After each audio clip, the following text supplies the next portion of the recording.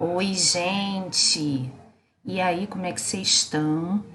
A gente está vindo aqui mais uma vez para tratar sobre um assunto que tem a ver com a matéria de literatura e também é bastante cobrado em algumas provas de concurso, principalmente provas de concurso para professor do município, professor do estado.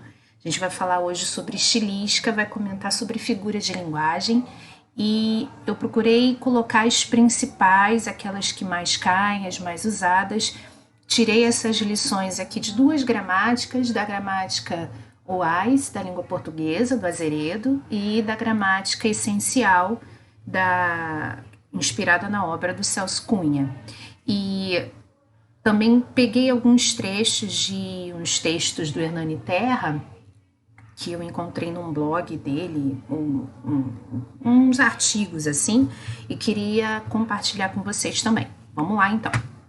Primeiro de tudo, a gente precisa colocar logo aqui a minha canetinha no vermelho.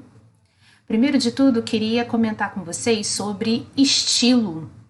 Estilo, por tudo aquilo que a gente já conhece como estilo é uma coisa super subjetiva. É algo subjetivo, é coisa subjetiva. Vou fazer uma estrelinha aqui.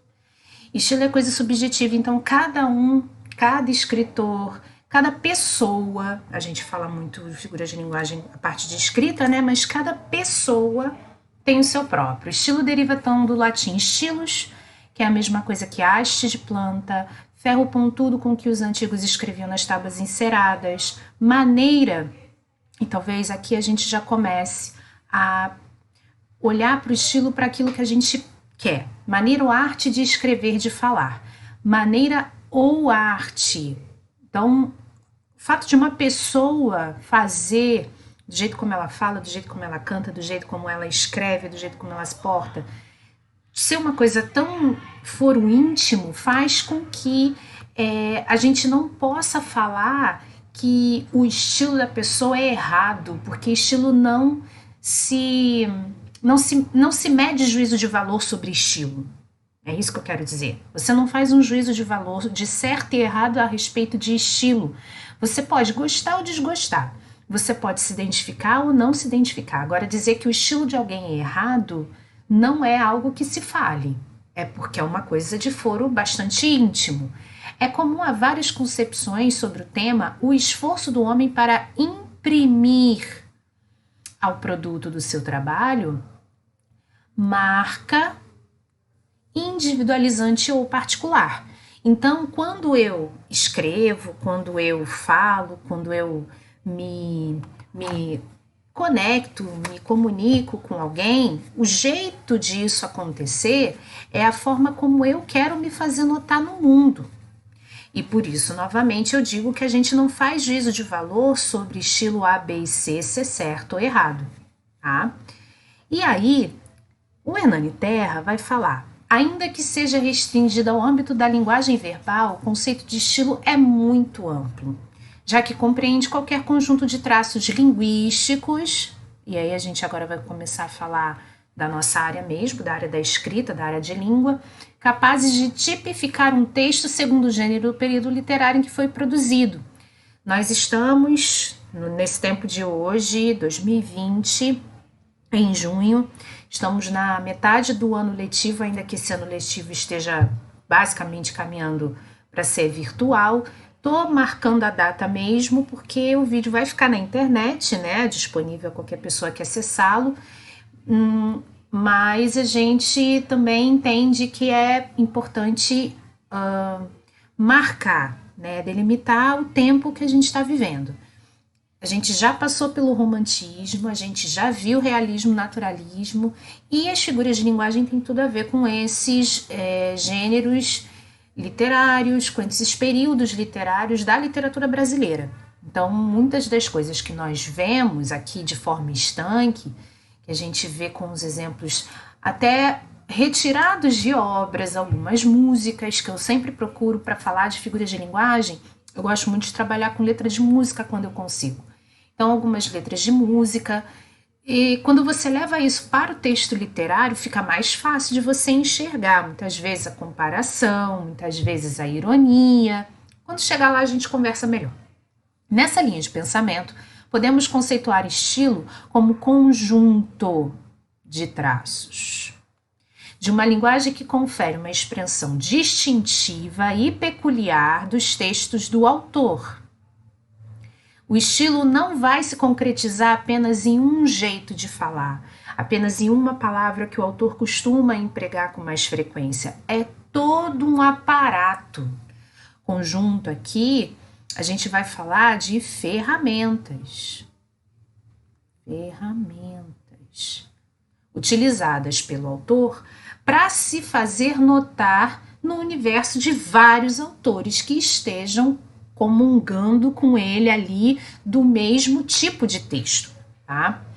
A gente também vai ver um estilo de época, principalmente porque a gente está analisando literatura nesses meses, né?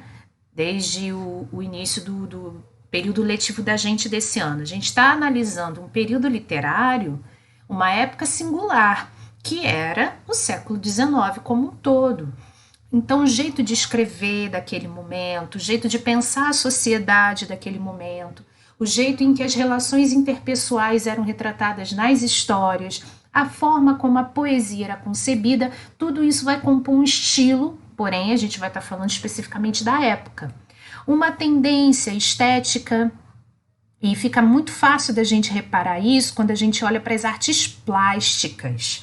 A gente está falando aqui de texto, mas fazendo uma ligação com as artes plásticas, com pinturas, esculturas, e a gente consegue perceber bastante que existem, até mesmo com a gente falando de arquitetura, do próprio urbanismo, a gente vai ver pintores, escultores, artistas de forma geral, seguindo uma cartilha dentro de um período determinado do tempo, ou então dado gênero de composição. Há que se mencionar igualmente estilo como conjunto dos recursos idiomáticos, e aí falando especificamente, né, do texto, que estruturam expressivamente a mensagem em função do seu maior rendimento semântico. O que isso quer dizer? São as ferramentas que o autor vai dispor para fazer com que o texto seja identificado como sendo dele. Então, por exemplo, se você pega um texto que não tem autor, mas você repara que a linguagem, o modo como a frase é disposta, se você repara que o jeito como as personagens são descritas, você vai estar, por exemplo, diante de um Machado de Assis, você pode estar diante de deixa eu ver aqui, de um João Cabral de Melo Neto, se você estiver diante de um poema, você pode estar diante, por exemplo, de, sei lá, Álvares de Azevedo, ou falando de um autor recente, você pode estar diante de... Se bem que os autores recentes eu vou ficar devendo um pouco a vocês. Mas beleza, um Luiz Fernando Veríssimo. Você vai reparar que o jeito que vai ter ali o texto escrito, esse jeito vai te lembrar alguém com quem você já entrou em contato em algum momento da sua vida. Isso, basicamente, é o estilo. Essa noção, então, vai implicar 3 outras noções. O ato individual de expressão, a busca de um efeito de sentido e a opção por um recurso entre outros recursos plausíveis. Então, todo autor vai sempre buscar se diferenciar de outros autores que escrevam da mesma forma ou sob o mesmo gênero, de jeitos que ele consiga escrever, como estou falando para vocês, escrever de forma a ser apontado tão logo se comece a ler esse texto, mesmo que o texto não venha com a autoria demarcada. A estilística pode ser considerada uma teoria da construção do sentido que a gente vai encontrar no texto, na medida em que ela vai se basear na premissa de que um texto significa, o que um texto significa é modelado pelas escolhas linguísticas, seja de ordem lexical, que a gente está falando de palavras, seja de ordem gramatical, a gente aqui vai estar falando da frase, ou seja, a gente vai estar falando aqui da ordem que essas palavras vão estar fazendo dentro da frase, né? Os eixos sintagmáticos e paradigmáticos. Deixa eu tirar isso daqui que eu já explicando, eu já disse o que eu queria. A fonética, que é o som, a gráfica e a rítmica, feitas pelo enunciador. É uma teoria do modo pelo qual o sentido é expressivamente construído nos textos. Então, estilística tem tudo a ver com expressão. É desse jeito que a gente começa a ver essa ciência. A estilística faz parte da gramática. A gente encontra esse setor da estilística dentro de uma gramática, seja ela descritiva, normativa, de usos. Você vê de que jeito que as palavras podem transmitir uma sensação, uma verdade, um sentimento. A estilística vai se responsabilizar por isso. E falando efetivamente das figuras de linguagem, podemos definir figuras de linguagem como formas simbólicas ou elaboradas de exprimir ideias, significados, pensamentos, de maneira a conferir-lhes maior expressividade, emoção, simbolismo, etc., no âmbito da afetividade ou da estética da linguagem. Uma coisa que eu sempre falo com os meus alunos dos cursos de redação é que figuras de linguagem, como são muito associadas a recurso de expressividade, obviamente, elas não são muito úteis quando você está falando de um texto técnico, um texto dissertativo argumentativo. Então, as figuras de linguagem, elas podem aparecer efetivamente em narrativas,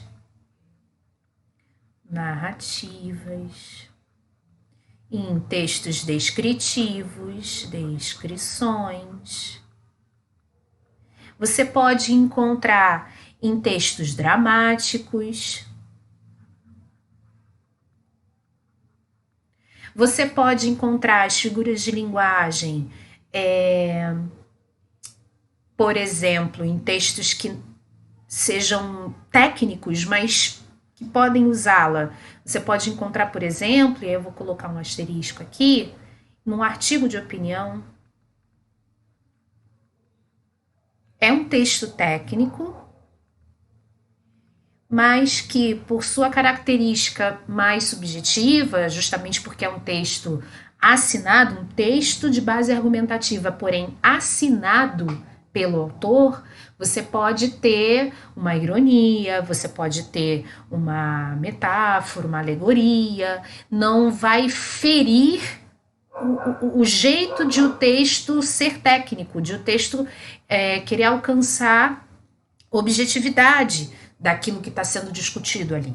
Agora, num TCC, numa dissertação argumentativa, como a gente vê em prova de Enem, em concurso público, que mais? Num jornal, efetivamente na publicação de uma notícia ou de uma reportagem, num texto injuntivo, a depender de qual instrução ele esteja dando, por exemplo, uma bula de remédio, uma receita de algo mais elaborado,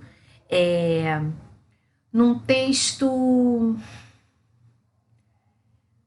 enfim, em textos assim que você prima pela objetividade, as figuras de linguagem ficam relegadas, elas não são, a gente não as vê, tá?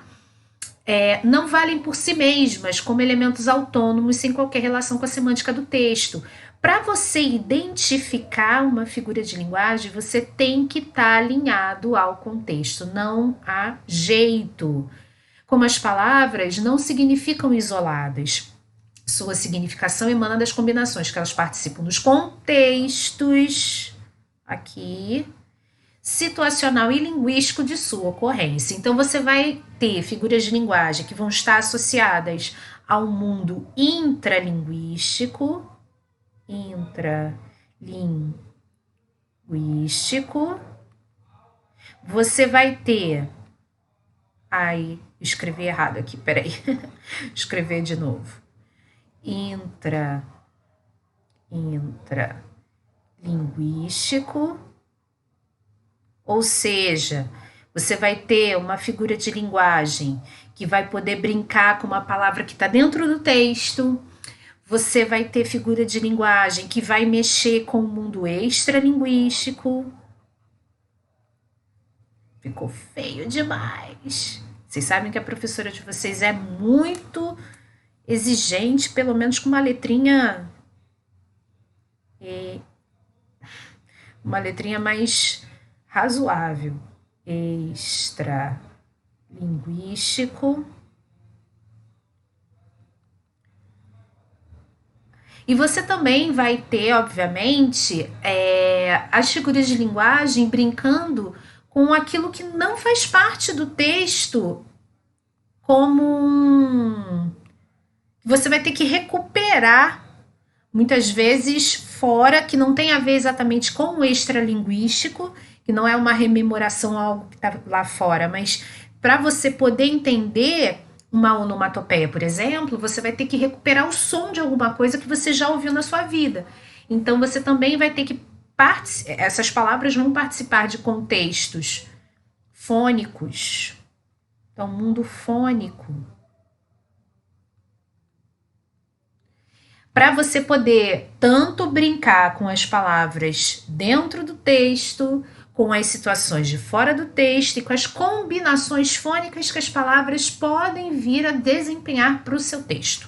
Por exemplo, podem atuar na área semântica lexical, da construção gramatical, da associação cognitiva do pensamento e da camada fônica da linguagem. Basicamente, a gramática vai dividir as figuras de linguagem em 3 tipos: as figuras de palavras, as figuras de sintaxe e as figuras de pensamento, mas a gente não pode deixar de fora as figuras fônicas, principalmente porque elas vão atuar nesse campo de você brincar com a palavra para que o seu recurso de expressividade se torne mais palpável para o seu leitor, para o seu ouvinte. Então vamos começar pelas figuras de palavras, ou seja, as figuras lexicais. A gente começa pela figura mais simples que tem, que é a comparação. Comparação ou símile consiste em estabelecer um confronto entre 2 termos da oração, a fim de ressaltar a semelhança entre eles. Guardem isso. Existe na comparação uma relação de similitude. A comparação e a metáfora são primas, elas têm um DNA em comum. A diferença delas, na comparação você tem os conectivos de comparação explícitos, como tal qual, tal como e outros. Por isso o etc. Foi rápido como olhar o gesto de Iracema. Então reparem, a comparação ela vai ter o elemento comparativo aparecendo. Então você vai ter a conjunção acontecendo. Um exemplo, tem aquela música, né, do Lulu Santos, ó, claro como a luz do sol. Como a luz do sol. Essa música é do Lulu Santos. Eu agora não consigo me recordar o título da música. Deixa eu botar aqui. Lulu Santos. Gostaria muito de poder passar os trechinhos das músicas que eu tiver colocado como exemplo para vocês ouvirem, mas não dá. Então fica só a mesma letra, ó. Claro como a luz do sol. Então eu tenho a comparação entre um evento que o eu lírico diz ali, que é uma coisa nítida, uma coisa às vistas, tão claro, tão límpido como a luz do sol. Também tem aquela música do Chorão, né? Tão natural como a luz do dia, não é assim? Tão natural como à luz do dia. É assim, gente? Espero que seja. Se não for, vocês me perdoem e me corrijam aí nos comentários.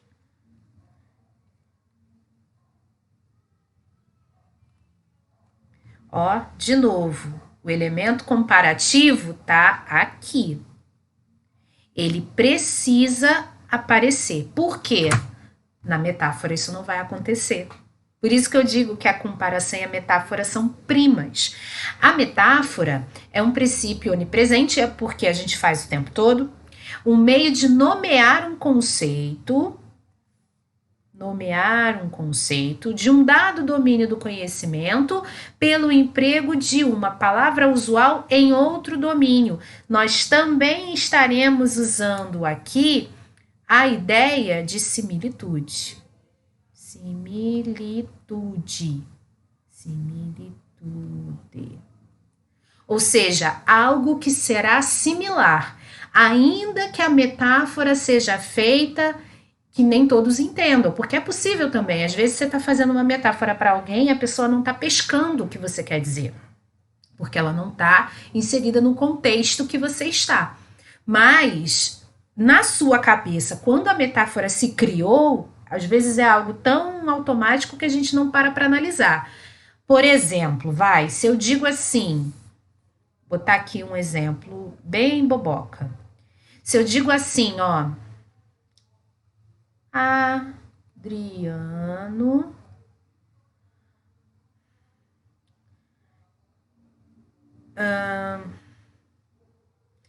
tem umas reações de planta carnívora, que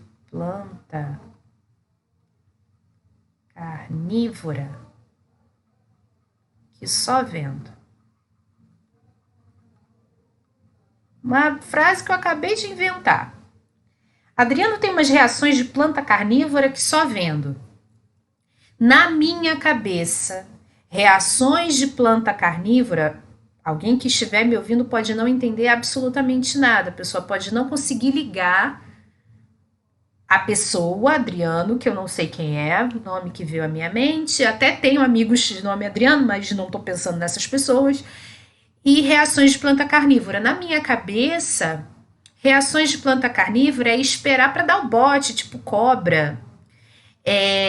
Chega lá a mosquinha, uma abelhinha, a planta vai lá e fecha. Se fecha sobre ela, ou então excreta aquela enzimazinha que vai destruir o insetozinho para ela poder se alimentar. Então, na minha cabeça, reações de planta carnívora se assemelham a ficar esperando para dar uma resposta maldada, ou então ficar esperando alguém cair nas suas lábias, enfim. Ainda que a gente faça um emprego de uma palavra usual, de algo do pensamento, com o domínio de outra coisa no pensamento, onde eu quero chegar com isso? Nós temos a ideia da similitude. A reação que o Adriano tem diante das situações é, na minha cabeça, eu que criei a metáfora, a mesma reação que uma planta carnívora tem quando o insetozinho pousa perto dela. Entenderam? As metáforas estão por toda parte, originando expressões cristalizadas. Já falamos sobre as expressões cristalizadas da língua. São aquelas expressões que, de tanto as pessoas usarem, vocês sabem que a língua é feita do usuário. É o usuário da língua, é a pessoa que fala no dia a dia, nas ruas, dentro de casa. Não são os estudiosos. Não são os gramáticos, as pessoas que fazem o dicionário, que criam, vamos dizer assim, a língua. Quem cria a língua é quem fala a língua. Então, de tantas pessoas falarem essas expressões, elas acabaram sendo abraçadas pela própria linguagem.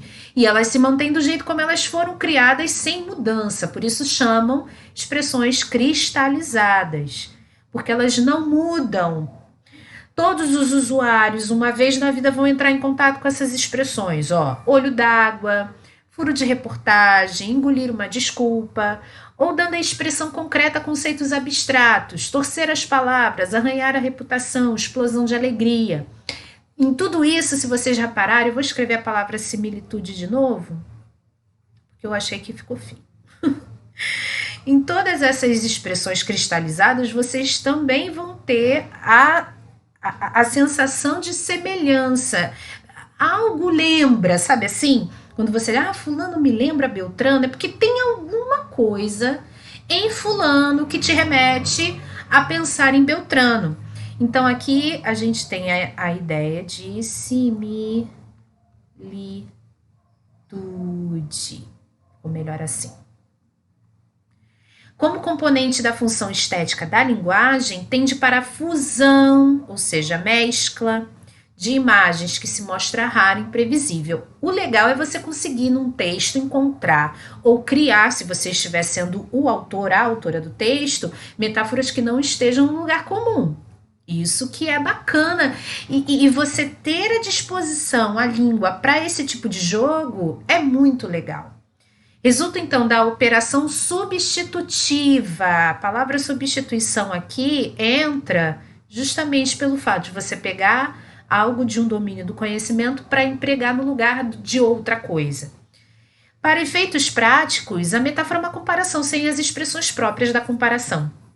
E a sucessão, ou seja, uma metáfora ao lado da outra, a gente vai chamar de alegoria. O exemplo: lua de São... Epa! Que a caneta tá super sensível. Lua de São Jorge, lua soberana, nobre porcelana. Aqui, o que está acontecendo em nobre porcelana? Você sabe que a porcelana, a cerâmica da porcelana, ela é de um branco leitoso, certo? Então, vamos lá, vamos tentar desfazer essa metáfora aqui explicando. A porcelana já é uma cerâmica nobre. Então, quase que a gente tem aqui uma redundância, né? Mas a porcelana é um branco, a cor, né? É um branco leitoso. E isso é semelhante à lua, quando ela está na sua fase cheia. Reparem que aqui não é qualquer lua. Lua de São Jorge é igual à lua cheia. É a lua na sua fase cheia. Então, olha só, lua de São Jorge, lua soberana, nobre porcelana sobre a seda azul. Aqui você também tem o azul, a semelhança do céu, mas repara, quando o lírico fala seda azul, é porque esse céu tem uma aparência acetinada. Conseguem entender qual a imagem? Ele não está falando aqui, ó, de fusão de imagens. Aqui está rolando um céu, vou colocar entre aspas, obviamente, acetinado. Quase brilhante. Brilhante. Conseguem reparar? Então, só nesse trechinho aqui de Lua de São Jorge, o que Caetano criou? Duas metáforas. Uma, comparando a lua na sua fase cheia, a lua em que a gente diz que a gente vê a cara de São Jorge nela, né? A lua na sua fase cheia, a nobre porcelana.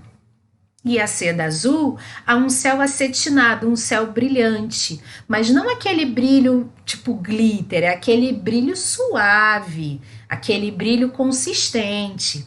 Olha essa música Espelhos d'Água do Dalto. Seus olhos são espelhos d'água, brilhando você para qualquer um.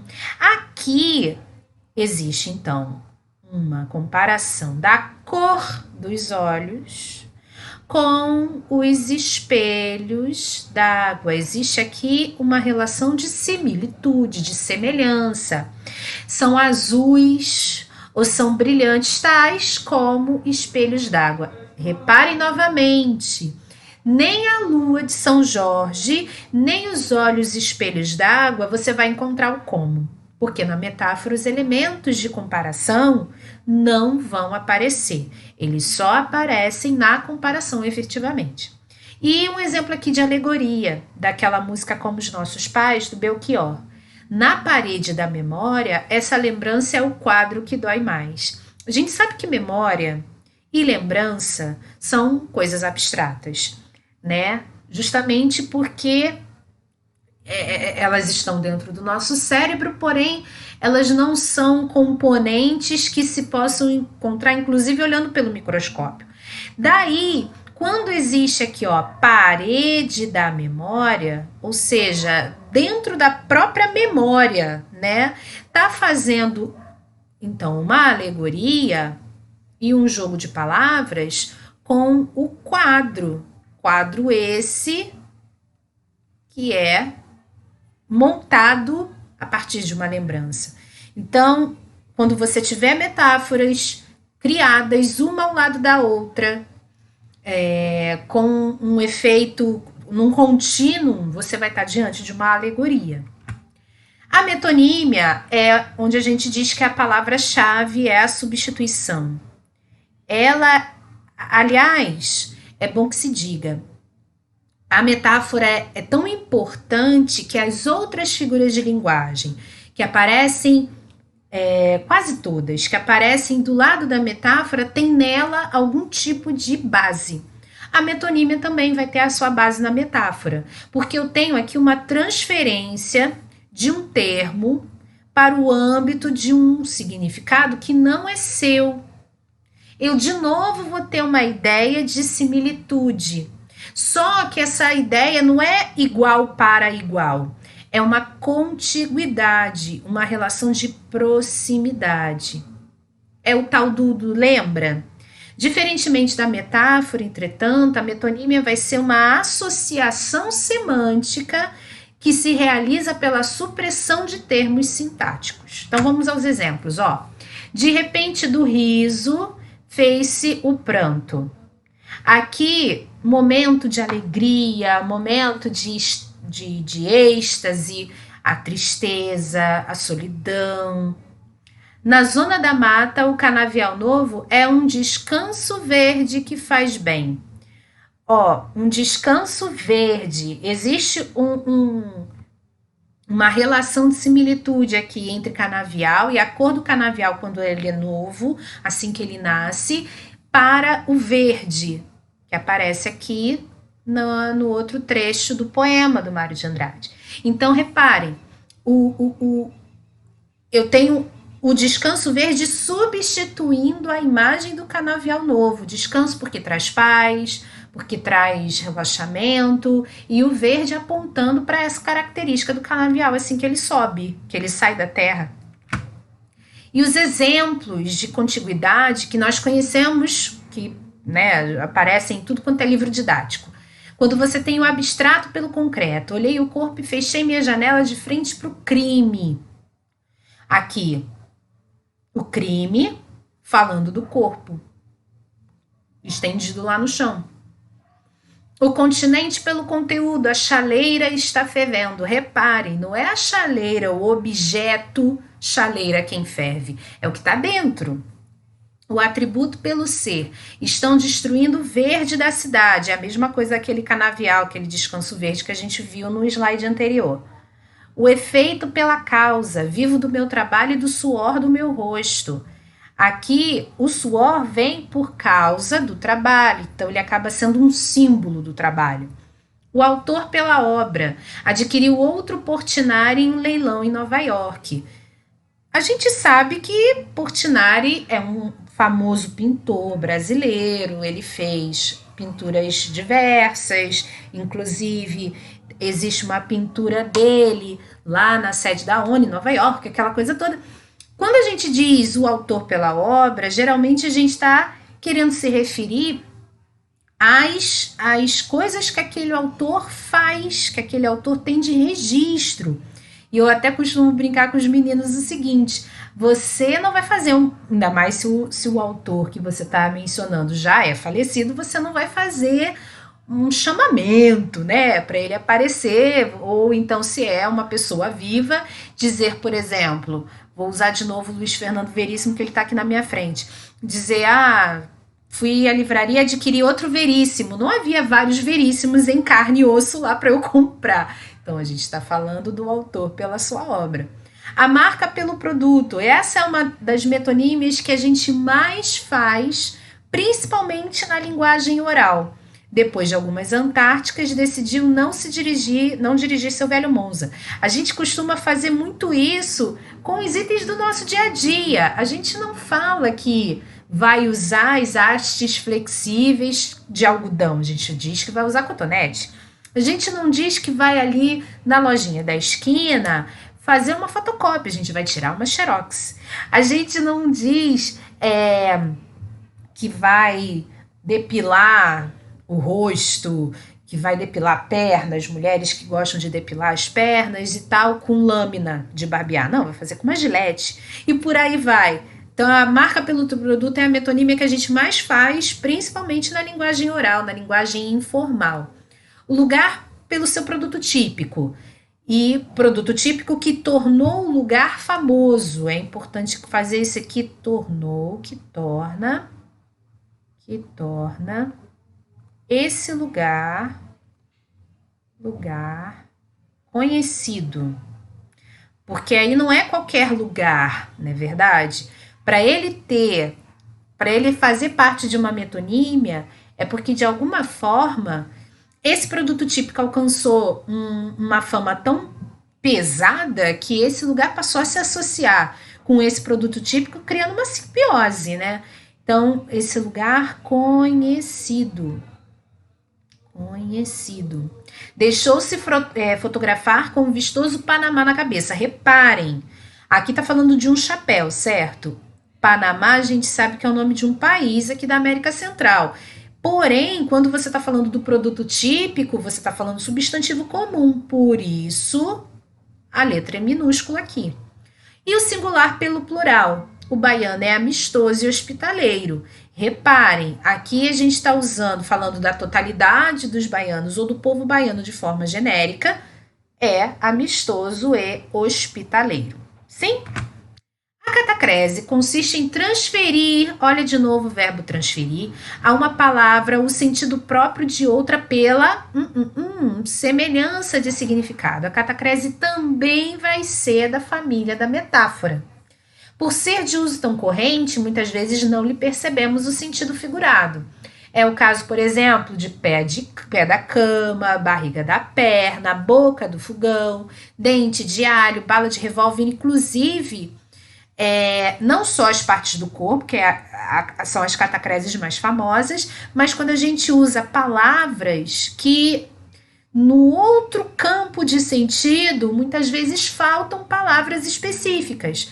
Tem esse exemplo aqui do Carlos Drummond de Andrade. Nessa boca da noite, cheira o tempo a alecrim. Mas a gente também tem, por exemplo, deixa eu pensar aqui. Não, aí ele não usa esse verbo, mas por exemplo, não vai ser nenhum texto literário ou música, não. Quando você diz assim que preciso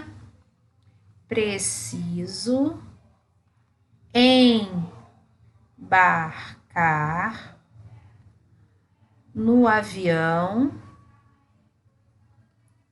das 18 horas. O que está rolando aqui? Uma catacrese. Por quê?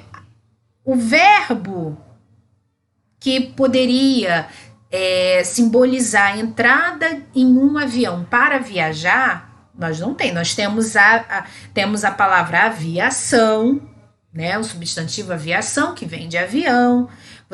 A gente tem o verbo voar, mais um verbo específico de entrar no avião para viajar, nós não temos. Então, o que nós fazemos? Utilizamos, entre aspas, emprestado, um termo de outro, isso aqui ficou horrível, um termo de outro meio de transporte. Inclusive, embarcar vai servir para qualquer meio de transporte. Você embarca no barco, você embarca no trem, você embarca no avião, você embarca no carro, você embarca no ônibus, você embarca na barca, você embarca em qualquer meio de transporte, com exceção do cavalo. No cavalo você não embarca, você sobe.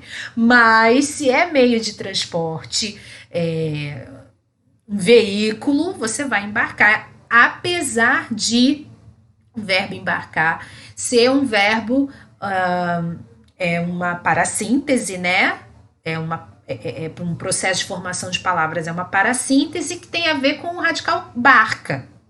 Então, por uma analogia, olha a semelhança aqui. Por uma analogia de sentido, você usa para outras palavras que não têm substantivos apropriados para as funções que elas querem mostrar. Então, isso também vale para catacrese, não é só a parte do corpo, não. A perífrase, denominada também de antonomásia, consiste em substituir novamente, temos a ideia aqui de similitude, a designação simples de uma noção por uma sequência de palavras que lhe exprime as principais características. Rei da selva, Leão. Poeta dos escravos, Castro Alves. Então, quando você... o Leão sempre acaba sendo mencionado de Rei da Selva. Castro Alves sempre é lembrado como poeta dos escravos. O próprio Machado de Assis...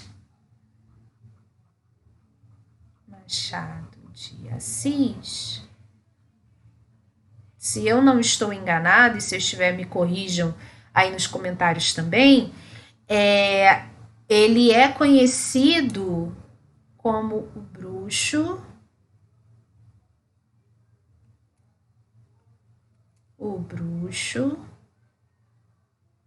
do Rio Comprido.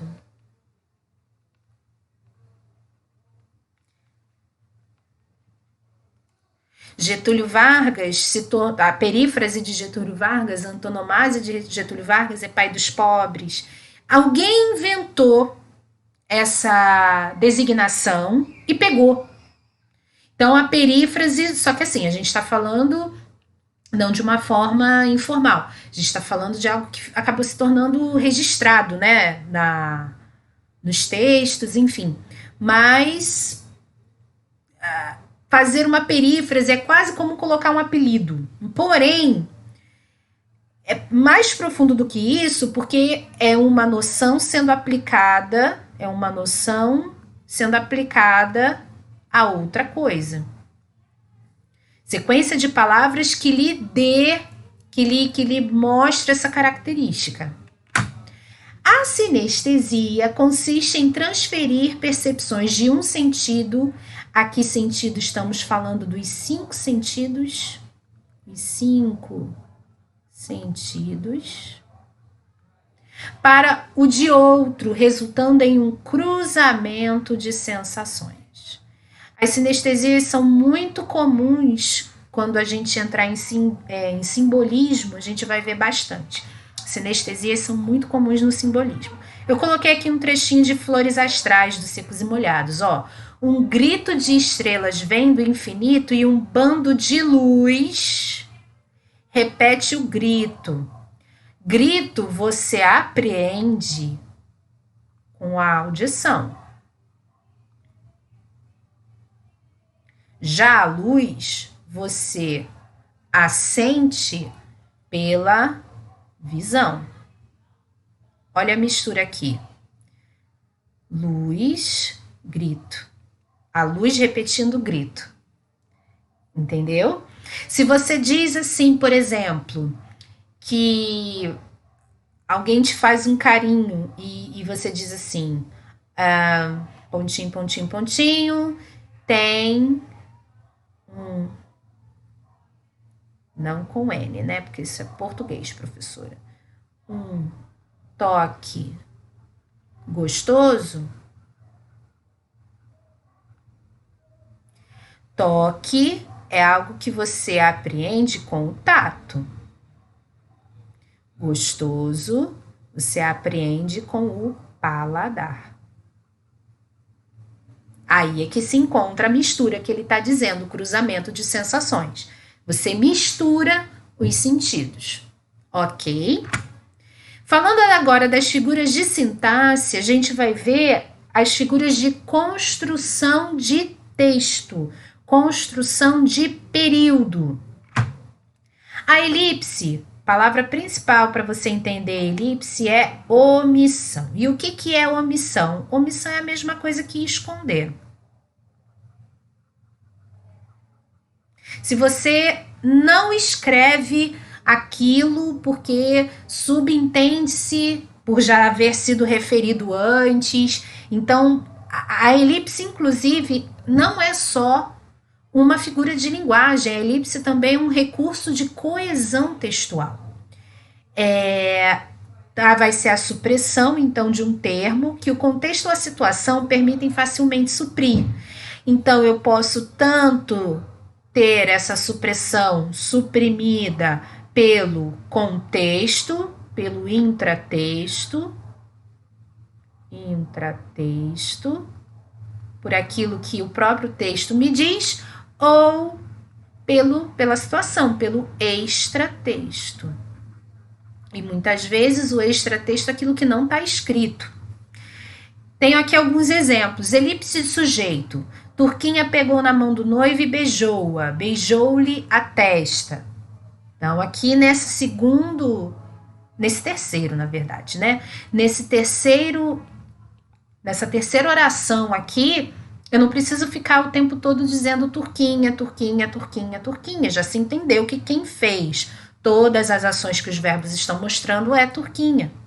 Também tenho, isso é muito comum, elipse de verbo, aqui de um texto do Manuel Bandeira. Poeta sou, pai pouco, irmão mais. O que faltaria aqui? O que está escondido aqui? O verbo ser. Também tenho a elipse da conjunção integrante que, quando eu tiver um texto, tiver uma frase construída como uma oração subordinada substantiva. Queira Deus, não voltes mais tarde. Aqui entraria um que depois de Deus. Queira Deus que não voltes mais tarde. Mas eu posso suprimir, isso se entende pela própria construção da frase. Também tenho elipse da preposição de antes da conjunção integrante. Aqui estou fazendo até uma elipse da palavra conjunção. Antes da conjunção integrante, que introduz as orações objetivas indiretas e as completivas nominais, todas elas orações subordinadas substantivas. Gostaria que além de dever fosse um prazer. CDA é Carlos Drummond de Andrade, tá? Então aqui viria, gostaria de que, mas essa falta, a elipse, ela vai trabalhar com essa ausência, mas não é uma ausência que vai causar ambiguidade ou que vai causar problema de compreensão. Se causar, não é elipse. Aí você vai estar diante de um desvio. Tenho certeza que fala de amor. Aqui eu teria uma completiva nominal. Tenho certeza de que fala de amor. A gente já viu o complemento nominal. A gente entende que são aqueles termos que vão completar substantivos, adjetivos e alguns advérbios. Aqui está faltando a preposição de. Mas a falta dela não é sentida a ponto de causar problemas de compreensão. Também a gente vai ter a elipse da preposição que introduz alguns adjuntos. Ribas, 15 anos, era feio, magro, linfático. Aqui do texto do Raul Pompeia, creio eu, do Ateneu. Aqui, 15 anos, eu poderia ter de 15 anos. De novo, não está fazendo falta para entender o que o narrador quer dizer. Vocês estão sacando? O zeugma é uma das formas da elipse. Consiste em fazer participar de dois ou mais enunciados um termo expresso apenas em um deles. Então, eu também vou ter uma elipse, eu também vou ter uma supressão, mas vai ser uma supressão que de fato precisa acontecer para o termo não ficar nem repetitivo. Repara aqui, João Fanhoso abriu os olhos pesados de preguiça. Primeiro um, depois o outro. Se a pessoa não tem algum tipo de deficiência física, ela tem quantos olhos? 2. Ok? Primeiro um olho, depois o outro olho. Aí eu te pergunto, tem necessidade de olho e olho diante de olhos aparecerem aqui? Não tem necessidade. Então, você some com eles porque eles não estão fazendo falta. E eu também tenho esse tipo de zeugma aqui, A igreja era grande e pobre. Olha aqui o verbo ser. A igreja, quem era grande e pobre? Era, que a gente está usando no singular. os altares humildes. A gente sabe que aqui vai usar o verbo ser também, mas olha o que eu escrevi para vocês. O verbo está subentendido, é o verbo ser, porém ele não segue a flexão em que vai aparecer em primeiro lugar. Aqui viriam eram, porque os altares, no plural. Então ele fica subentendido, porém seguindo a flexão onde ele deveria aparecer. Não faz falta que ele esteja aí. Se eu colocasse a igreja era grande e pobre, os altares eram humildes, mas deixo o texto mais fluido muitas vezes quando eu omito o termo que facilmente eu consigo pescar do meu contexto. O pleonasmo vai ser a repetição de um constituinte oracional ou da significação de algum termo ou expressão.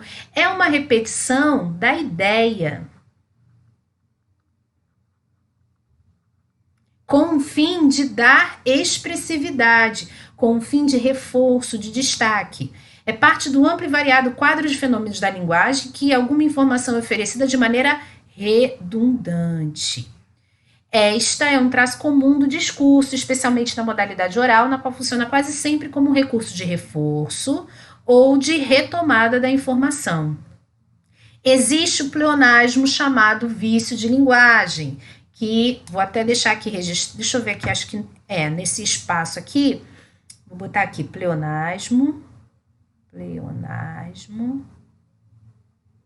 igual vício de linguagem, que é aquela redundância que não tem por que existir e ela não confere expressividade, muito menos reforço.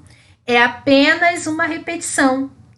E, dependendo do tipo de texto que você estiver escrevendo, é uma repetição enfadonha que não tem por que acontecer. Por exemplo, subir para cima. Tá uma estrelinha aqui. Descer para baixo.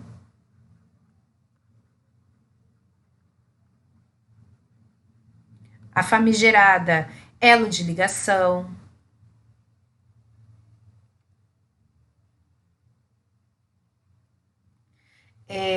Monopólio exclusivo.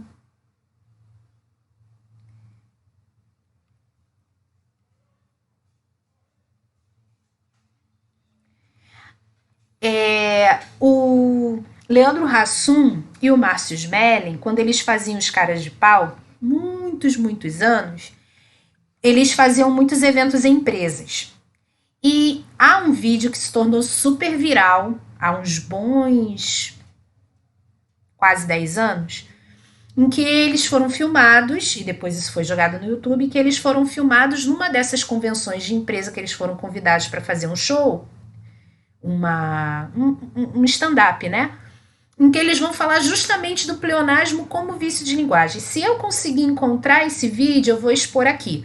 Vou deixar aqui nos comentários, não vou nem colocar na descrição, não. Vou deixar o link nos comentários, se eu encontrar esse vídeo, para vocês assistirem, que ele é engraçadíssimo. Tem bastante palavrão, porque eles estão num ambiente descontraído com adultos, enfim. Mas para a gente poder se ligar que existem repetições que não tem por que acontecer. Já o pleonasmo, quando ele tem essa caracterização literária, quando ele tem essa ideia de reforço, ele já traz um recurso mais de expressividade. Olha esse aqui do Camões, ó. Vi claramente visto o lume vivo. Não somente o lírico viu, mas viu claramente visto, sem nenhuma dúvida. O corpo Sacha enterrou, no jardim a alma essa voou para o céu dos passarinhos. Repara que esse pronome aqui, demonstrativo, ele está fazendo menção à palavra alma que está logo atrás dele. É um pronome anafórico. Não havia necessidade, se você estiver olhando só para gramática, não havia necessidade de você deixar aquele pronome demonstrativo ali. Poderia dizer exatamente: o corpo Sasha enterrou no jardim, a alma voou para o céu dos passarinhos, ponto. Mas a partir do momento que o eu lírico diz a alma essa voou para o céu dos passarinhos, nos dá a impressão de que apenas essa parte voou para o céu dos passarinhos. Entendem? Mais nenhuma? O hipérbato vai ser a separação de palavras que pertencem ao mesmo sintagma, ou seja, à mesma estrutura, à mesma frase, ao mesmo período. Tenho falado para vocês se acostumarem com o nome período, porque a gente vai passar a usar com mais frequência, pela intercalação de um membro da frase. Então, a gente tem a ordem direta, e o hipérbato comumente pode ser definido como a inversão da ordem direta da oração, com o objetivo de alcançar expressividade novamente. Olha essa trecha aqui de Genil Zeppelin. De tudo que é nego torto, do mangue ao cais do porto, ela já foi namorada. Quem já foi namorada? Ela. Então eu tenho o sujeito, só que o sujeito está lá para o final da frase. Se eu fosse colocar isso daqui em ordem direta, ficaria: ela já foi namorada. Olha como perde, inclusive em relação à própria rima, né? Ela já foi namorada de tudo que é nego torto.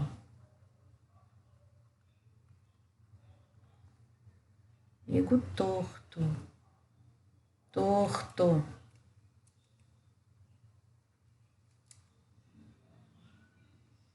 Do mangue, a gente deveria colocar aqui uma vírgula, né? Do mangue ao cais do porto. Olha como é que perde em questão de ritmo, em questão de musicalidade. Ela já foi namorada de tudo que é nego torto, do mangue ao cais do porto. Agora, quando você faz o hipérbato, que você tira, que você reforça, na verdade, os namorados de Geni aqui, por exemplo, você causa um efeito muito mais impactante. De tudo que é nego torto, do mangue ao cais do porto, ela já foi namorada. É muito legal. A anástrofe é um tipo de inversão que vai consistir na anteposição, ou seja, o trecho vem antes, né, do determinante, a preposição com o substantivo, ao seu termo determinado. Aí tirei esse trecho aqui da própria lição da gramática do Celso Cunha. Vingai a pátria ou valentes, da pátria tombai no chão. Aqui, essa parte apareceria depois de chão. Tombai no chão da pátria. Mas, de novo, esse recurso foi feito para causar impacto. Até porque antes, né, no verso anterior, havia a palavra pátria. Então, troquei de lugar. O assíndeto e o polissíndeto são antônimos. O a de assíndeto é a mesma coisa que não. Então, é a ausência ou supressão estilística do termo conectivo numa sequência de palavras. Aqui, nos termos de uma oração ou de orações coordenadas. A gente não vai fazer assíndeto e polissíndeto com as orações subordinadas, porque elas são imprescindíveis. Já o polissíndeto, a palavra aqui, o poli, é radical, que significa muitos. É a repetição do conectivo coordenativo numa cadeia de palavras, termos de uma oração ou de orações coordenadas. Então, se eu tiver uma sequência de frases sem nenhum tipo de conectivo, vou estar diante de um assíndeto. Se eu tiver uma sequência de palavras ou frases com muitos conectivos, e esses conectivos se repetindo, e principalmente o conectivo e é o que ele vai acontecer mais. Com os conectivos adversativos é muito complicado de você fazer, porque pelo fato de eles serem efetivamente oposição, você vai estar o tempo todo entrando em contradição, você vai estar diante de um polissíndeto. Uma coisa, o assíndeto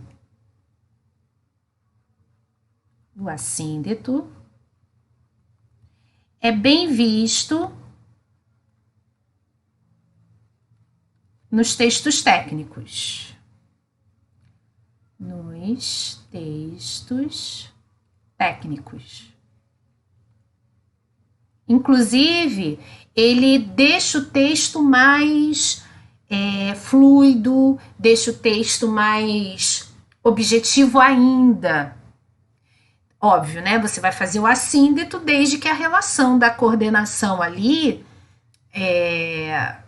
apesar das orações coordenadas serem orações justapostas, você vai conseguir entender quando você vai haver uma oposição, uma alternância, uma explicação.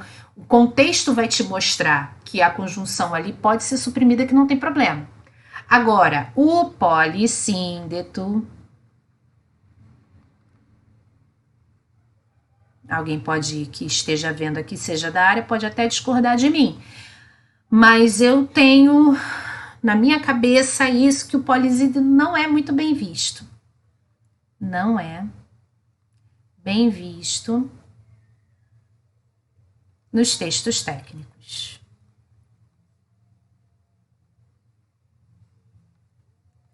Justamente por esse caráter de repetição.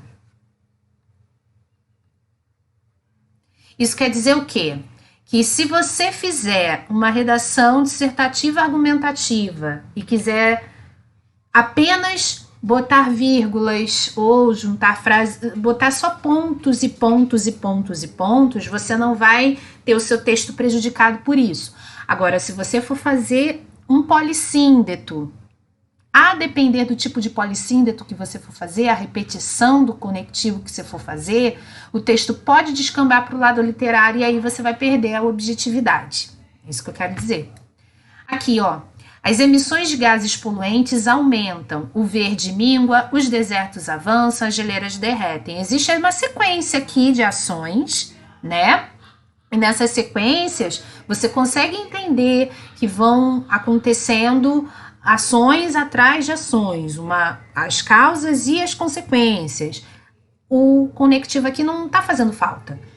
Agora, olha aqui no trecho do Profissão de Fé do Olavo Bilac. Longe do estéreo turbilhão da rua, Beneditina escreve. Esse aqui é um dos textos mais conhecidos do Olavo Bilac e como exemplo de polissíndeto. No aconchego do claustro, na paciência e no sossego, trabalha e teima, e lima, e sofre, e sua, para dar ideia desse trabalho consistente, direto, sem parar, cansativo. Ele traz um recurso de expressividade, porém, no poema isso é aceito. Agora, você imagina fazendo um polissíndeto num texto técnico. Talvez não caiba, né? O anacoluto vai ser a mudança de construção sintática no meio do enunciado, fazendo com que o termo que está ali no meio do enunciado perca inclusive a função sintática. Não é possível dizer o que ele é: sujeito, objeto, adjunto, um aposto. Você não sabe dizer o que ele é. Olha esse trecho aqui do Casimiro de Abreu, desse poema. No berço, pendente dos ramos floridos, em que o pequenino feliz dormitava. Quem é esse berço com todo cuidado, quando cantando cantigas alegre embalava?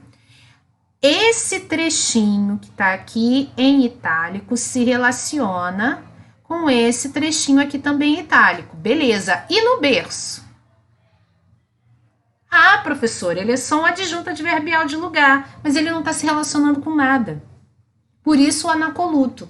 Ele acaba ficando solto no período, e porque ele fica solto, a gente não é capaz de dizer com que ele está fazendo inferência, entendeu? A silepse. A silepse é o tipo de concordância que você não faz com a palavra, você faz com a cabeça. Silepse não é um erro a depender do tipo de lugar que aparecer, ok? Tanto é que ela tem tipos. Você pode ter tipo aquela música do Ultraje a Rigor, a gente somos inútil. Gramaticalmente falando, a gente somos é um desvio, né? Um desvio de concordância. Se é a gente, tem que levar o verbo para a terceira pessoa do singular. A gente é. Mas, dentro do texto, apesar de ser uma música, apesar de ser rock, aí a gente pode entrar pela discussão se é texto literário ou não, não caberia aqui, mas é algo a se analisar. Dentro do texto poético, pelo menos, você pode dizer que rolou uma silepse ali. Pode dizer, não teria problema nenhum. Uma silepse de pessoa. Mas, se você for dizer estritamente em relação à concordância gramatical, você está diante de desvio. Então, a silepse vai depender em que tipo de texto você vai escrever. Você tem 3 tipos de silepse. A silepse de número, que vai lidar de singular e plural. O casal não teve. Depois eu vou consertar isso aqui. Aqui é não teve. O casal não teve filhos, mas criaram 2 ou 3 meninos. Criaram os 2.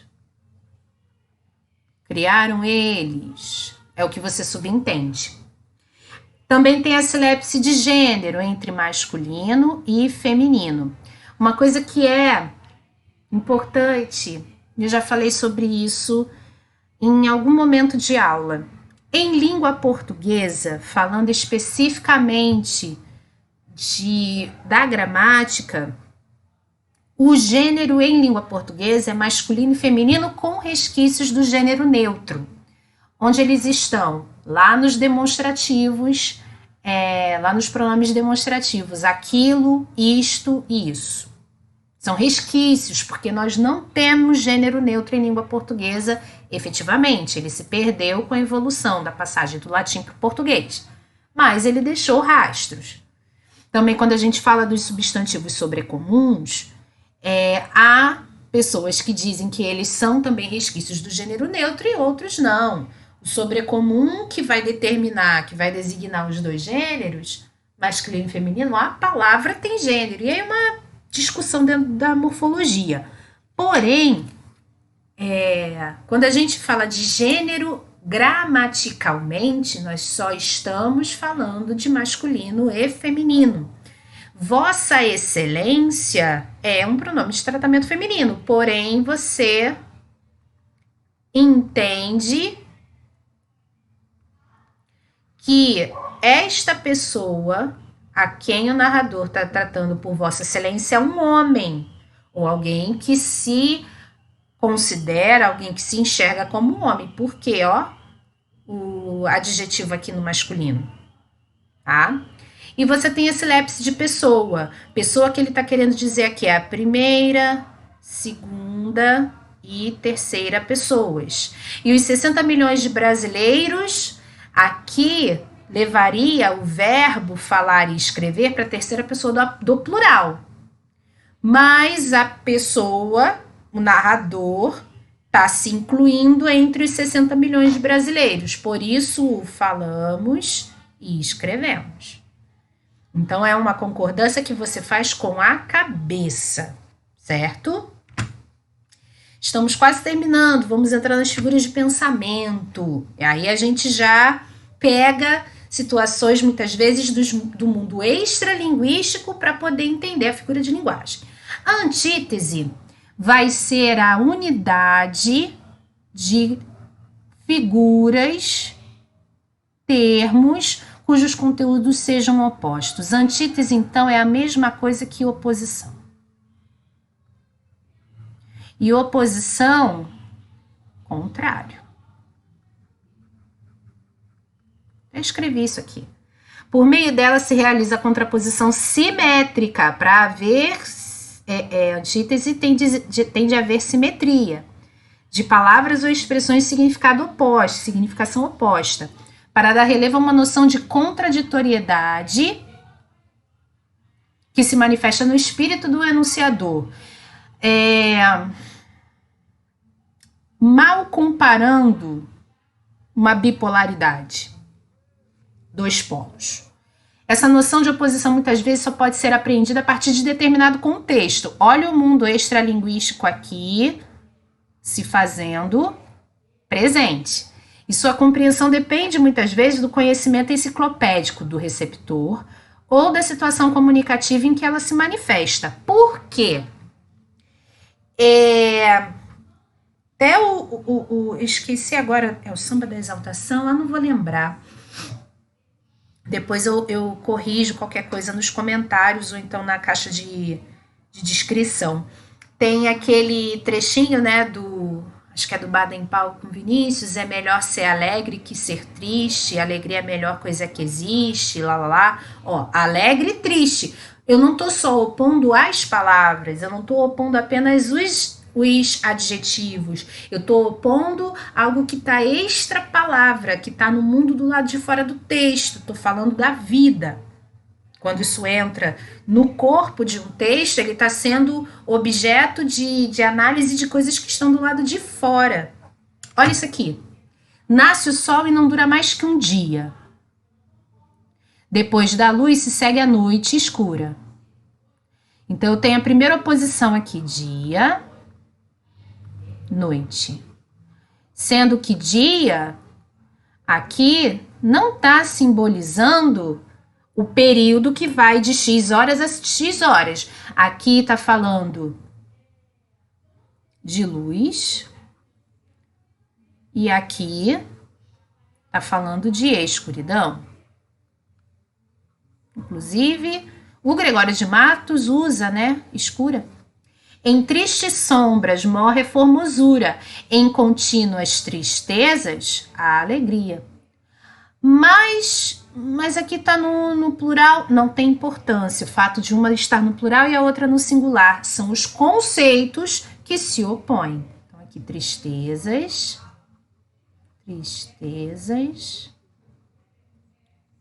alegria. Eu não coloquei aqui, mas deixa eu te completar. Até por uma questão de... Porque há uns que colocam, outros não colocam, enfim. Que a gente dá o nome de paradoxo ou oxímoro. Mal comparando é uma antítese em que os termos opostos, não se anulam.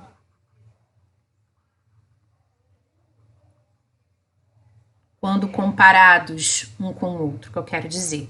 E 2, quando os termos opostos não se anulam, constituem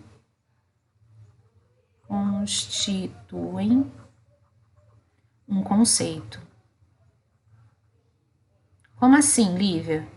Eu dou sempre este exemplo porque não apareceu para mim ainda, pelo menos que eu, recorra e enxergue melhor isso do que o exemplo de O Tempo Não Para do Cazuza. Se liga. Em determinado momento lá do coro, ele diz: a tua piscina tá cheia de ratos, tuas ideias não correspondem aos fatos, o tempo não para. Aí ele diz o seguinte, ó. Aqui, exemplo. Eu vejo o futuro repetir o passado. Até aqui eu tenho apenas uma antítese. Porque futuro repetir passado não constitui um conceito. Porém, olha o que ele diz. Eu vejo um museu de grandes novidades.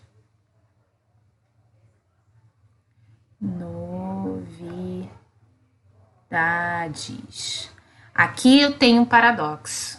E aí ele termina, né? O tempo não para.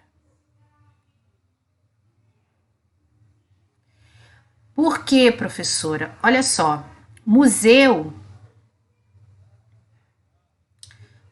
efetivamente é um lugar que você vai.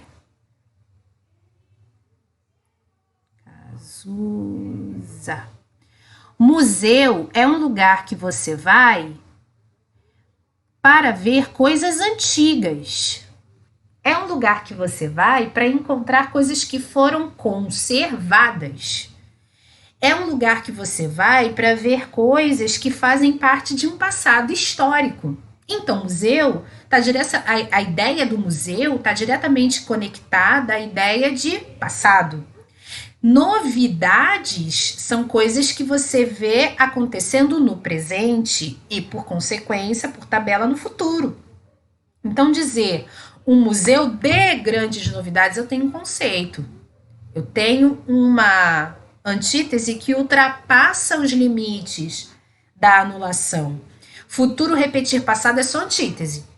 Futuro, a ideia de futuro, aquilo que está lá na frente, repetindo, ou seja, fazendo com que as ideias que aconteceram no passado tornem a voltar nesse futuro, por enquanto é só uma antítese. Agora, dizer um museu de grandes novidades, um museu que você espera ver coisas do passado conservadas, mas não. É tipo o Museu da Manhã, ali do Cais, ali, do centro do Rio. Você tem um museu, aquilo ali é um paradoxo, você tem um museu, porém é um museu que aponta para o futuro, ou um museu que aponta para o presente. Isso é um paradoxo. Os termos opostos não se anulam. Eles juntos, apesar de serem contrários, eles formam todo um conceito. Sim? A hipérbole vai ser a figura com a qual o enunciador vai se servir do exagero. Só que esse exagero não é qualquer exagero para ser considerado hipérbole. Ele primeiro tem de parecer inverossímil. Não pode ser aquele exagero que na vida real, se acontecesse, seria possível. E esse sentido desse exagero tem de ter relevo a alguma informação. Então, para eu ter uma hipérbole, efetivamente, tem de ser algo que tem tanta importância que tende a se tornar impossível.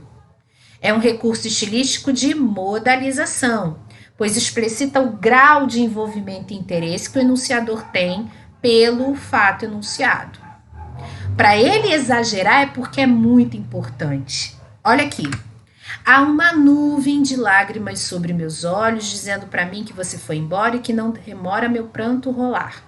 É uma música do Paulinho Rezende, foi popularizada pelo Chitãozinho Chororó, pela Fafá de Belém, principalmente. A versão que eu conheci foi na voz dela. Reparem isso, ó, nuvem de lágrimas. A hipérbole também vai beber um pouquinho lá da metáfora. Você consegue perceber? Quando diz nuvem de lágrimas, é porque o choro é tão abundante, tão abundante, tão abundante, que, entre muitas aspas, é como se formasse uma nuvem de tanta água que cai sobre os olhos, né? Que cai dos olhos do eu lírico. Então, você dizer, por exemplo, tô morto de fome, talvez isso já não seja possível ser considerado uma hipérbole, porque de fato há pessoas que morrem de fome, mesmo, né? Agora, quando você diz assim, se fosse calcular a quantidade de quilômetros que andou, daria para dar 15 voltas na Terra. Isso é impossível, porque ser humano nenhum seria capaz de dar 15 voltas na Terra andando. Então, para ser uma hipérbole, tem de ser inverossímil. Tem de ser algo que, na vida real, seja impossível de ser concretizado. E para o eu lírico exagerar sobre isso, é porque tem que ter muita importância. Ok? O eu lírico, o autor, enfim. O eufemismo e o disfemismo também, que nem o assíndeto e o polissíndeto, eu os coloquei juntos porque eles são contrários. Eles são um oposto do outro. Enquanto que o eufemismo, esse eu aqui, significa belo, o dis vai ser a negação desse belo. É a atenuação de um fato trágico, grosseiro ou desagradável por meio de expressões consideradas mais amenas, então eu estou fazendo uma suavização, estou suavizando alguma coisa aparentemente ruim para não entrar com o pé na porta, vamos dizer assim. O disfemismo vai ser o contrário. Vai ser o uso de uma palavra ou expressão, principalmente, né? Considerada grotesca, grosseira, nauseante, desagradável, para falar justamente de algo ruim. Você, para dizer para alguém que outra pessoa faleceu, você diz, principalmente para criança, a gente usa muito eufemismo. Para você dizer que uma pessoa faleceu, para uma criança, você diz: ah, tá brilhando no céu como uma estrelinha, tá lá no céu olhando por você.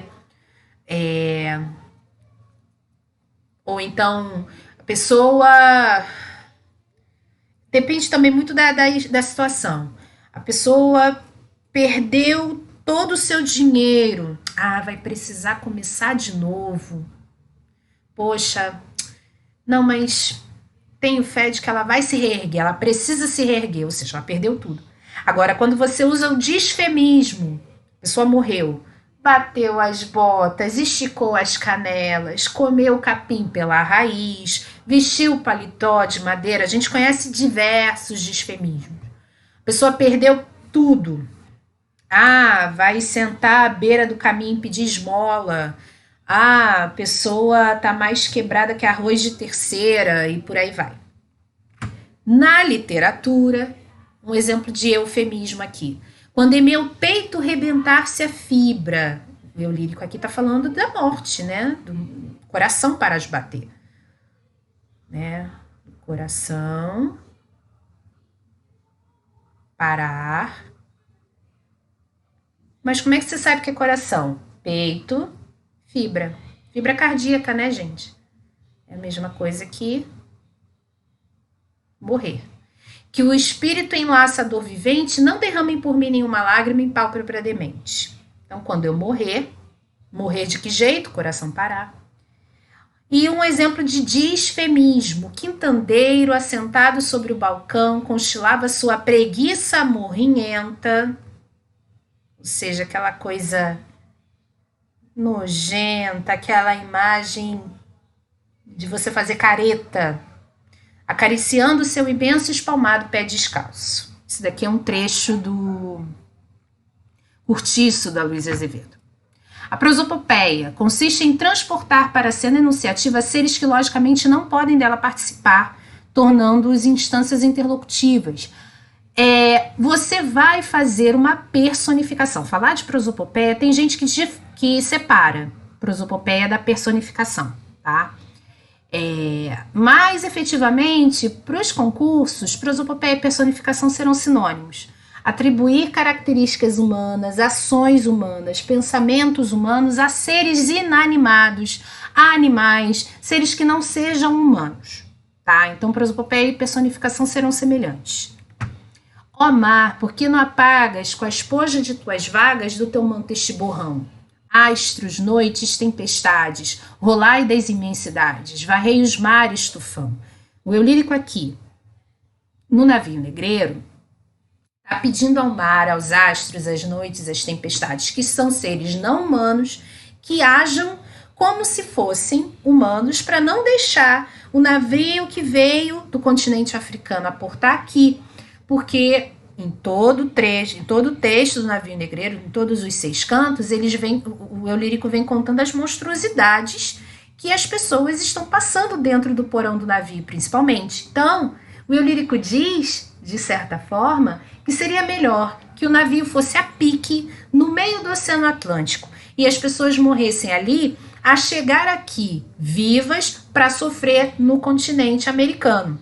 Então, quando ele faz essas invocações, ele está dando características humanas, comportamentos humanos, a seres que não são humanos, como, por exemplo, o mar, como os astros, as noites, as tempestades, o tufão, e por aí vai.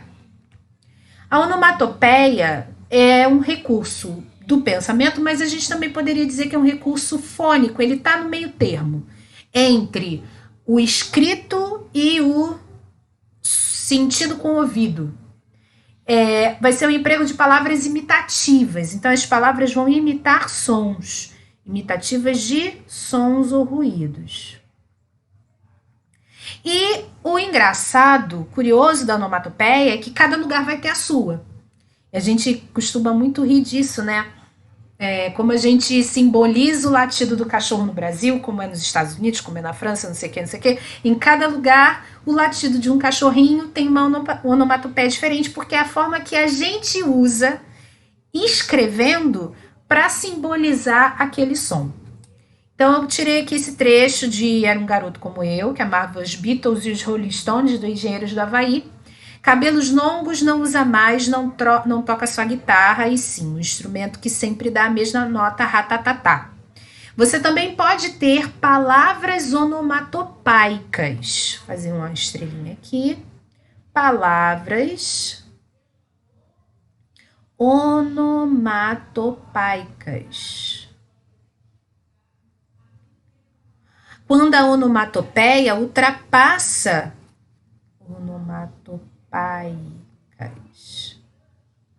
a onomatopeia ultrapassa a figura de linguagem e acaba se tornando um verbete de dicionário.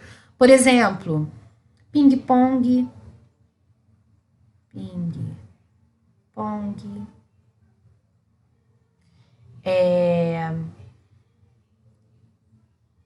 mugido, que mais? Que eu me lembre agora de cabeça. Tic-tac. Tic-tac. São exemplos, ok? São apenas exemplos de palavras que saíram da figura de linguagem onomatopeia, simplesmente, recurso estilístico, e o uso as consagrou como termos de dicionário mesmo. Você consegue encontrar ping-pong, mugido, tic-tac e tantas outras num dicionário de qualidade, efetivamente, está lá, com o seu significado, tudo bonitinho registrado. A ironia, deixei a ironia como figura de pensamento por último, porque ela é, por excelência, a figura de linguagem mais sofisticada que existe. A figura mais sofisticada.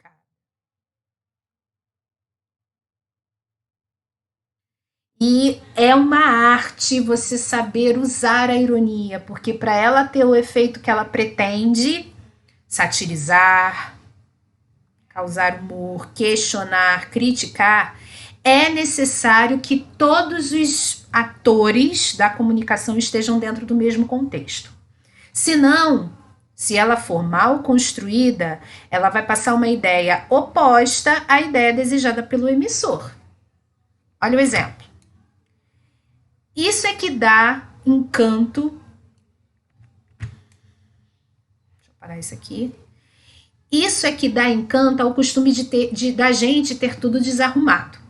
Tem uma secretária que é um gênio nesse sentido, em ter tudo desarrumado.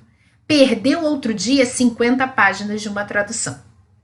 Quando a pessoa diz que alguém é um gênio, pressupõe-se que a pessoa está elogiando a inteligência dessa outra pessoa. Porém, não é isso que se quer dizer. A ironia não é justamente falar algo, porém as entrelinhas significarem outra coisa e muitas das vezes o oposto? Como você foi bem na última prova, não tirou nem a nota mínima. Parece um anjinho aquele menino, briga com todos que estão por perto. A ironia vai trabalhar muito com isso, com os opostos, porém esses opostos estarão nas entrelinhas. A ironia trabalha com as entrelinhas. Entrelinhas. E entrelinhas essas que somente são percebidas no contexto. Apenas. Se a pessoa não estiver dentro de contexto, ela não entende a ironia, o efeito que se quer com a ironia se perde. Muitas vezes, quando a gente está em uma comunicação escrita apenas, que o nosso emissor não consegue entender nossa entonação, nossos gestuais, aquilo que não é no escrito, né, nas expressões faciais e tal, a gente tem de mostrar que está sendo irônico escrevendo a ironia. Isso acontece muito em redes sociais, aí as pessoas vêm, contém ironia, só que não. E aí a gente acaba tendo de desfazer porque o meio de comunicação ali impede que a ironia se concretize. Agora, uma ironia, quando ela sai das entrelinhas, a ironia, quando sai das entrelinhas, quando sai das entrelinhas,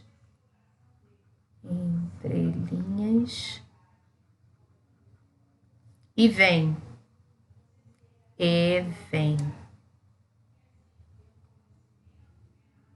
A lume, ela pode ser considerada sarcasmo. Que seria você colocar o pé no peito do outro. Você falar tudo que você tem vontade efetivamente diante da pessoa. Então, a ironia, por isso também ela é sofisticada, porque ela está na suavização do discurso. Ela está ali no escondido. Ela provoca o riso sem ser atabalhoado. Já o sarcasmo não. O sarcasmo é na cara.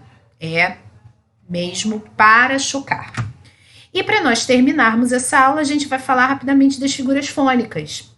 A assonância e a aliteração. A assonância vai ser a repetição sistemática, com efeito, todos isso aqui tem um efeito de sentido, efeito de estilo e principalmente efeito de musicalidade. Você usa a assonância, usa a aliteração para dar musicalidade ao texto. Sim, é importante de novo ressaltar que, assim como eu falei do polissíndeto, a assonância e a aliteração em texto técnico não pega bem, tá? A repetição sistemática, a assonância, então, vai ser da vogal tônica, e a aliteração vai ser a repetição sistemática da consoante. Seja ela vibrante, líquida, sibilante, não importa.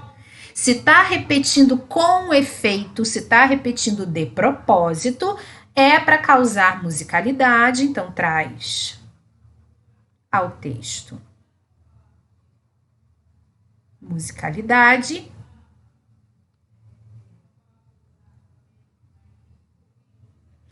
E olha os exemplos aqui. Tem um exemplo do Hermes de Aquino, no Vem Passageiro, em que a gente vai encontrar os dois tipos na mesma estrofe. A lua cheia convida para um longo beijo, mas o relógio te cobra o dia de amanhã. Estou sozinho, perdido e louco no meu leito. O fonema lê é um fonema líquido. E é do jeito como ele foi colocado aqui, estou sozinho, perdido e louco no meu leito, dá a ideia de largado. Inclusive, a própria palavra largado também tem L, né? Dá a ideia de largado, apesar de louco no leito, dá a ideia de jogado. E a namorada analisada por sobre o divã. Olha o A aqui, sempre aberto. Também existe outro exemplo. Existe um outro exemplo também. Eu estava outro dia ouvindo essa música do Paralamas. Eu agora não vou conseguir me lembrar do título. Eu não te peço muita coisa, só uma chance. Pus no meu quarto seu retrato na estante. Quem sabe um dia eu vou te ter ao meu alcance. Ah, como ia ser bom. Como ia ser bom se você deixasse. Essa música é do Herbert Viana, né? Vou botar aqui Paralamas do Sucesso. Professora, mas onde é que tá? Aqui, nesse caso, é um exemplo de aliteração. Ah, como ia ser bom se você... Olha o fonema, gente. Fonema, tem aqui a repetição de... a letra C, mas com fonema C, deixar-se.